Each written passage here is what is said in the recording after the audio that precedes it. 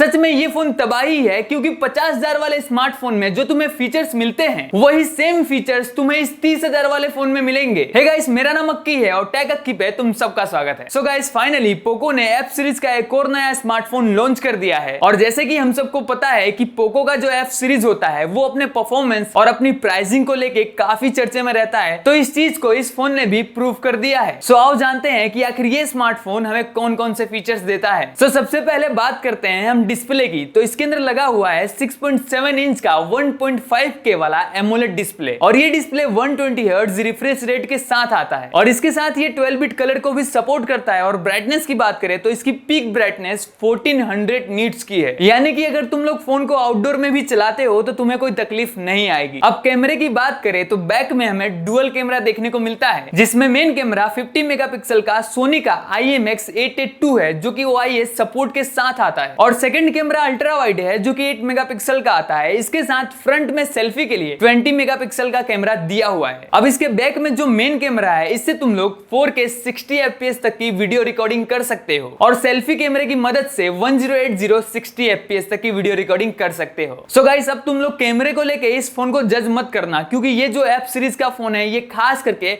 Performance के लिए बना हुआ है। तो इसका जो डिस्प्ले और इसका जो प्रोसेसर है वो एकदम कमाल का है। बैटरी इसके अंदर 5000 mAh की मिलती है, और ये फोन 90 वॉट चार्जिंग को सपोर्ट करता है। लेकिन इस फोन के डब्बे में तुमको 120 वॉट का चार्जिंग यानी कि चार्जर देखने को मिल जाएगा। लेकिन 120 वॉट का कोई फायदा नहीं है, क्योंकि ये जो फोन है वो 90 वॉट तक के ही चार्जिंग को सपोर्ट करता है। लेकिन अब मुझे समझ नहीं आया कि आखिर 90 वॉट को सपोर्ट करता है तो 90 वॉट का ही चार्जर देना चाहिए था कंपनी को। ये 120 वॉट देने का क्या मतलब होता है यार? अगर तुमको पता है तो प्लीज नीचे कमेंट करना। सो गाइस, अब आता है इस स्मार्टफोन का सबसे हाईलाइटेड पार्ट, यानी कि इसका प्रोसेसर। तो पोको F6 में लगा हुआ है क्वालकॉम का स्नैपड्रैगन 8S Gen 3, जिसका अंततः स्कोर है 1.5 मिलियन से भी ज्यादा। जी हाँ दोस्तों, 30,000 के अंदर 1.5 मिलियन से भी ज्यादा स्कोर करने वाला ये स्मार्टफोन बन गया है। मुझे नहीं लगता कि इतने कम प्राइस में तुमको इतना अच्छा परफॉर्मेंस वाला स्मार्टफोन कहीं भी मिलेगा। सो गाइस, ये थे इस स्मार्टफोन के फीचर्स। लेकिन वीडियो को छोड़ के मत जाना, क्योंकि इसके साथ मैं तुमको अभी बहुत कुछ बताने वाला हूं, जैसे कि इसके हिडन फीचर्स क्या क्या है, इसमें और भी बहुत सारे फीचर्स है, वो सारी चीजें। और इसके साथ इस स्मार्टफोन के अलावा अगर तुम्हें कोई स्मार्टफोन खरीदना हुआ इससे कम प्राइस पे या फिर इसी प्राइस रेंज पे, तो तुमको कौन सा फोन खरीदना चाहिए, ये सारी चीजें अभी बताना बाकी है। तो वीडियो को एंड तक देखना, और अभी तक लाइक नहीं किया तो एक लाइक ठोक दो। है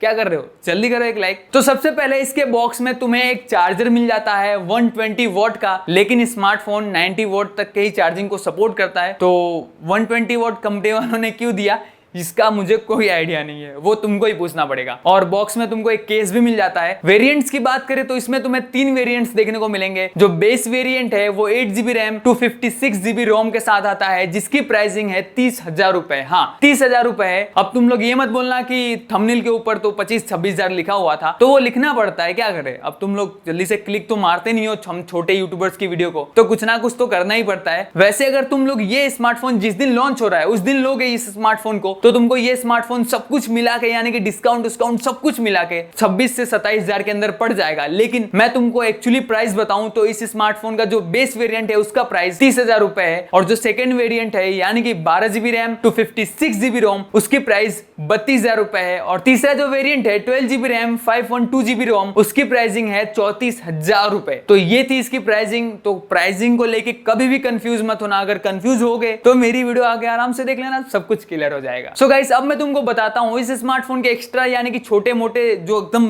छोटे छोटे फीचर्स है जो तुम्हारे डेली लाइफ में काम आएंगे, वो सारे फीचर्स। सो इस फोन का वेट 183 ग्राम है। डिस्प्ले में डोल्बी विजन का सपोर्ट है। डिस्प्ले के ऊपर गोरिल्ला ग्लास विक्टस का सपोर्ट आता है। बैक इसका प्लास्टिक का है। डुअल नैनो सिम तुम इसमें लगा सकते हो। डिस्प्ले में तुमको HDR10+ का सपोर्ट मिलता है। Android 14 मिलता है। इन डिस्प्ले फिंगरप्रिंट सेंसर मिलता है। IR ब्लास्टर मिलता है, और इसके साथ स्टीरियो स्पीकर्स भी मिलते हैं। और इसके साथ कुछ और एक्स्ट्रा फीचर्स है जो कि तुम्हारे डिस्प्ले पे अभी तुम्हें दिख रहे होंगे, जिसमें NFC है, ब्लूटूथ 5.3 है, IP64 का सर्टिफिकेशन है, वाइडवाइन L1 का सपोर्ट है, 15 5G बैंड से TUV का सर्टिफिकेशन है। यानी कि अगर तुम लोग ज्यादा फोन को यूज करते हो तो इसकी डिस्प्ले की वजह से तुम्हारी आंखों को ज्यादा तकलीफ नहीं होगी। और इसके साथ इस फोन में तुम्हें 3 साल के एंड्रॉइड अपडेट्स मिलेंगे और साथ में 4 साल के सिक्योरिटी अपडेट्स। सो गाइस, ये थे इस स्मार्टफोन के सारे फीचर्स, बड़े से बड़े, छोटे से छोटे और हिडन से हिडन, यानी कि जो अंदर के फीचर्स होते हैं वो सारी चीजें मैंने तुम्हें बता दी है। तो अब बात करते हैं कि आखिर इस स्मार्टफोन में क्या नहीं था। तो इस स्मार्टफोन में 2-3 चीजें नहीं थी, जैसे कि IP68 नहीं था, यानी कि वाटर प्रूफ होना चाहिए था ये फोन। इसमें 3.5mm ऑडियो जैक नहीं था, जबकि ये फोन गेमर्स के लिए बना है, खास करके इसके परफॉर्मेंस के लिए जाना जाता है। तो 3.5mm ऑडियो जैक होना चाहिए था। और इसके साथ इसका जो बैग था वो प्लास्टिक का है, ये भी मुझे अच्छा नहीं लगा। कंपनी को बैग भी कम से कम अच्छी देनी चाहिए थी। सो गाइस, अब ये सवाल आता है कि अगर तुमको इसके अलावा कोई फोन लेना हुआ तो कौन सा ले सकते हो। तो अगर मैं तुम्हें कोई और फोन सजेस्ट करूं तो सबसे पहले एक बात याद रखो कि ये फोन परफॉर्मेंस के लिए है। तो अगर तुमको उतना ज्यादा परफॉर्मेंस नहीं चाहिए, मतलब तुम लोग एकदम हार्डकोर गेमर्स नहीं हो, एकदम हार्डकोर्स नहीं हो, तुम डेली लाइफ में गेम्स खेलते हो लेकिन एकदम